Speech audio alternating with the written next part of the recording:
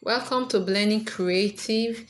Today I'll be teaching how to make this beautiful gown. If you are new to my channel, please hit on the subscribe button and please don't forget to give this video a thumbs up. I'll be reading your comment. Please, I want to read your comment on the comment section. Do drop your comment on the comment section. All right, so we'll go straight to the gown. I'll be using a plain and a pattern. So I folded my fabric into 4. So I've marked out the armhole, that's the armhole, then this is the bust point, then this is the waist, and that is the hip. So I took the length of my gown. So you take the length of your gown, like I told, is folded into 4. My fabric is folded into 4. So I'll go straight to measuring of the neck line. So I'll be using 3 inches for the neckline, then also 3.5 inches for the neckline, then the shoulder 3.5, making it 7. So that's what I'll be using. So I'm going to measure that 7 inches, adding ½ inch allowance to it down. That's 7.5 inches. So I'll mark it down to the armhole point that I marked out there. So I'm going to take the deepness of my neckline to be 3.5. So you can take your own as far to 4, you can take it as 3, whatever way you want it. So I want both to be the same, so I just mark it straight. I'm going to put ½ inch and 1 inch at that angle so as to draw my round neckline. So I'm using freehand, I'm not using any tool, so I'm using freehand. So I'm going to mark out my bust circumference, which is,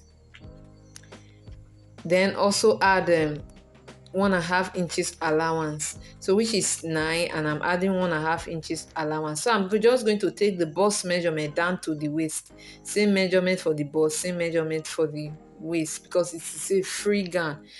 All right, so I've measured you can see that the waist, I've measured it. All right, then go to the hip, and we take our hip measurement, adding inches, 1.5 inches allowance to it. You can add 2 inches, depend on how bogus you want your gown is. So I'll just take the hip measurement down to the end of my gown, and I'm going to mark it. I'm going to join the points or the lines that I have drawn on each angle. So I'll go to my armhole and shape my arm. I'm just going to put 1 inch there and curve to my arm. So also do not forget to slant your shoulder. So you take 1 inch and you slant your shoulder to your neckline down to your shoulder. So you slant it down. Don't forget that. So that's what I am doing. I'm slanting the shoulder. So I'll just go ahead and cut it out. You can see the shape. So I want the front and the back of my dress to be the same neckline. I don't want one higher than one. That's why I cut both of them same side. So I'll just go ahead and cut my my gown.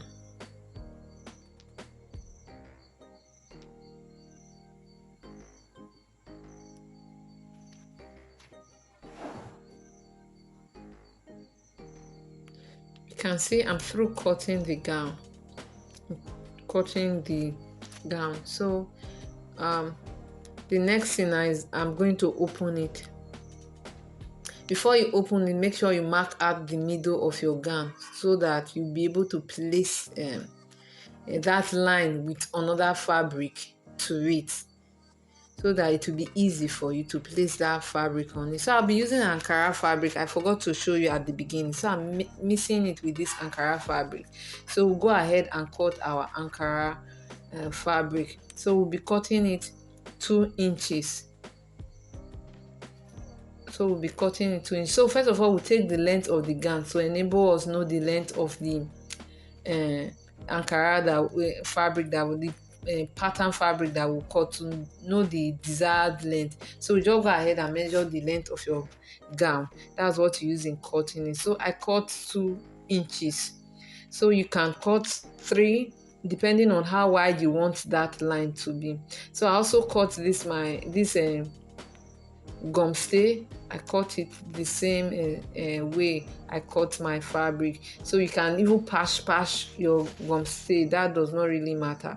So I'm using a very soft one for it. So I'll just go ahead and iron it on my fabric. Iron it on the wrong side of my fabric. It will enable me sew this fabric well on my gown. If I don't put anything inside, it will not come out that good. So I'm just going to iron the gum stay on the strips that I cut. Remember, it's 2 inches, so you can make it 2.5, you can make it 3, depending on how you want it. All right, so I've ironed the gum stay on it. It's a very soft one, not a hard gum stay. So I'm just going to go ahead and fold quarter of an inch. Like I told you, you can do whatever one that you want. So I'm folding a quarter of an inch, and I'm just going to iron it. You can see how I'm doing it. So I'll just go ahead and iron it.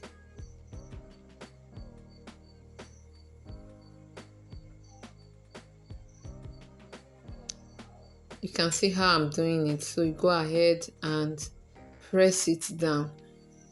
So that's how I'm just going to do to the end of the fabric. I'm going to iron it down.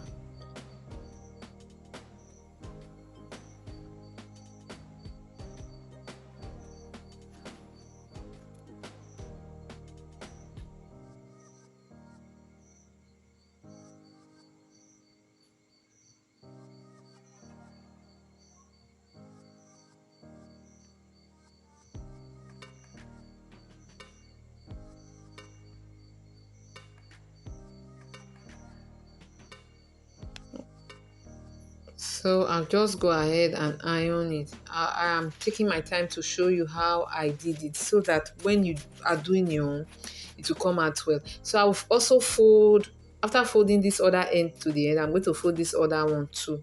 I'm going to fold it to the end. You can see that I'm through folding each of the edge. You can see. So I'll just go ahead and press the right side of the fabric. Press the right side of the fabric with my iron. So just to make the fabric straight.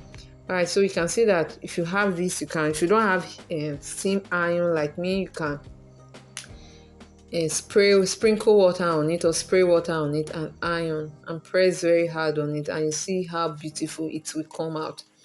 So you iron it so that when sewing, it won't come out. It won't be giving you problem.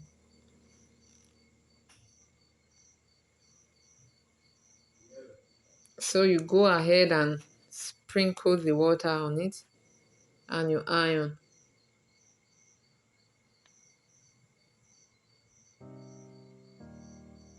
Okay, you keep ironing till the end of the fabric.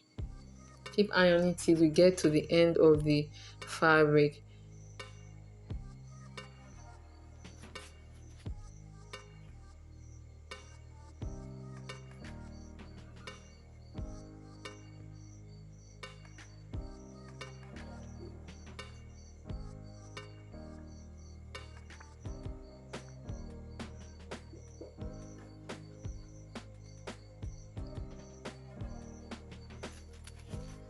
So I keep ironing.